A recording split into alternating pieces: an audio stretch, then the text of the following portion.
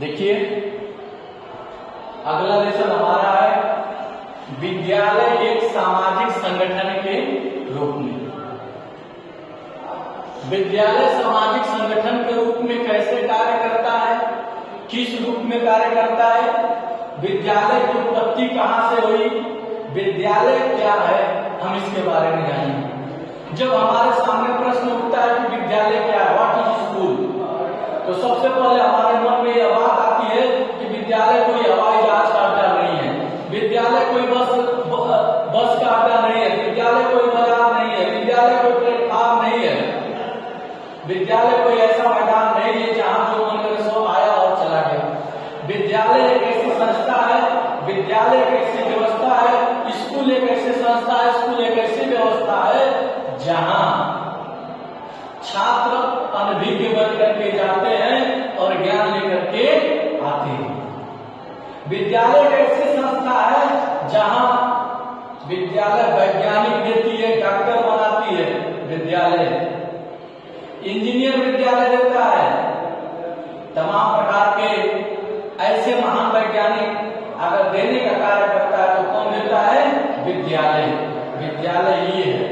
अगर माना जाए कि विद्यालय शब्द की उत्पत्ति हुई कहां से, जानेंगे ना, तो सबसे पहले प्यारे बच्चों विद्यालय को स्कूल, यूनानी भाषा में स्कूल या स्कूले कहा जाता था। विद्यालय को यूनानी भाषा में स्कूला या स्कूले कहा जाता था और यूनानी भाषा में इस स्कूले और स्कूला का अर्थ था अवकाश। क्या था, अर्थ था अवकाश। इसको हमने परिभाषित करते हुए स्पष्टीकरण करते उन्होंने बताया कि एथेंस के जो युवक रहते थे अपना जो समय व्यतीत करते थे, अपना जो समय व्यतीत करते थे उसी को वो अवकाश करते थे। अपना समय वनों में, उपवनों में, उद्यानों में व्यतीत करते थे।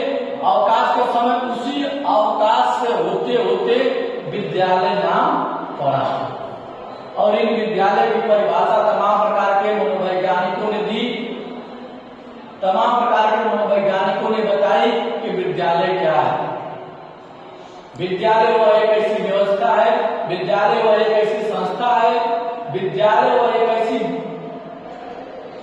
ऐसा नियम है, विद्यालय एक प्रकार का ऐसा समुद्र है जहां कोई जाता है उस विद्यालय में समाहित हो जाता है, उस विद्यालय में अपने आप को समाहित कर लेता है। जब वहां से निकलता है, निकल करके जब वो बाहर जाता है तो एक अच्छे समाज का निर्माण करता है, वो एक अच्छे परिवार को संचालित करता है, एक अच्छे देश का नेतृत्व करता बनता है, एक अच्छे गांव का नेतृत्व करता बनता है, देश का नेतृत्व करता बनता है। कहां से निकलता है तो विद्यालय से, समझ रहे हैं ना, विद्यालय से।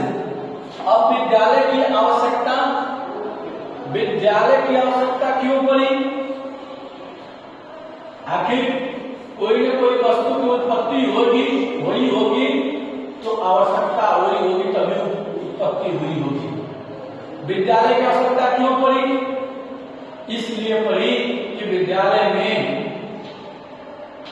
उन स्कूलों में जीवन जीने की कला बताई जाती है, जीवन जीने की ढंग बताए जाते हैं, इसलिए विद्यालय की आवश्यकता पड़ी। यह होमवर्क है, आप लोग इस पर लिख करके लाएंगे। और विद्यालय खोलने का दृष्टिकोण क्या था और उस विद्यालय के प्रति लोगों का दृष्टिकोण क्या था, इसके बारे में जानेंगे। सबसे पहले छात्रों के दृष्टिकोण, विद्यालय बनाने और खोलने का दृष्टिकोण था छात्रों के चारित्रिक निर्माण के लिए, छात्रों के सर्वांगीण विकास के लिए, छात्रों के ज्ञान के विकास के लिए, छात्रों के चतुर्मुखी विकास के लिए।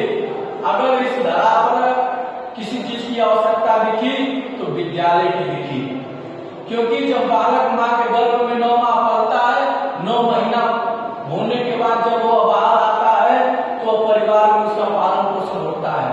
जब परिवार के बाद किसी चीज की आवश्यकता होती है उस बालक को तो विद्यालय की आवश्यकता आवश्यकता होती है। किसकी आवश्यकता होती है? विद्यालय की। उस बालक को विद्यालय में भेजा जाता है और वह बालक विद्यालय जाता है। जाने के बाद उस बालक के अंदर चारित्रिक विकास आते हैं, नैतिक विकास आते हैं और सर्वांगीण विकास आते हैं। और इन विकास से वह बालक अपने परिवार की सेवा करता है, अपने समाज की सेवा करता है और देश की सेवा करता है। कहां से वो सीखता है? तो विद्यालय से। अगला क्या है? अभिभावकों के दृष्टिकोण। देखिए, हर एक अभिभावक का एक दृष्टिकोण होता है कि मेरा लड़का ऐसे विद्यालय में पढ़े, मेरा लड़का ऐसे विद्यालय में अध्ययन करे जहां से वह निकले तो मेरा लड़का खरा होकर के निकले, खरा सोना होकर के निकले। हर एक अभिभावक की आकांक्षा होती है, हर एक अभिभावक चाहता है कि हमारा बेटा बेटी विद्यालय जा रहा तो एक न एक दिन कुछ न कुछ बन करके निकलेगा। हर एक अभिभावक का दृष्टिकोण रहता है, हर एक अभिभावक का उम्मीद रहता है। इससे जितना अपने बच्चे से उम्मीद नहीं रहती है, उस अभिभावक का उम्मीद विद्यालयों से रहती है, क्योंकि उन लोगों का विश्वास रहता है कि हमारा बच्चा जिस विद्यालय में जा रहा है उस विद्यालय बहुत ही क्या होगा? शानदार होगा। उस विद्यालय में अच्छी पढ़ाई हो रही होगी। आप ये बताइए, आप भी किसी अन्य विद्यालयों में जा सकते थे, लेकिन आप एक विद्यालय में पढ़ने के लिए क्यों आए? क्योंकि आपके अभिभावक का एक दृष्टिकोण रहा होगा कि हम जा रहे हैं दसवें संस्थान में तो वहां पर अनुशासन है, वहां पर अच्छी पढ़ाई होती है, इसलिए उन्होंने अपने बच्चों को आपको इस विद्यालय में भेजने का काम किया। ठीक है, आगे चलेंगे। समाज का दृष्टिकोण। एक समाज में विद्यालय को एक अच्छे नजरिए से देखता है। आप देख लीजिए, जब गांव समाज में बैठते हैं, जब विद्यालयों की चर्चा होती है, जिन विद्यालयों से अच्छे लोग निकले रहते हैं, लोग उन्हीं की बड़ाई करते हैं।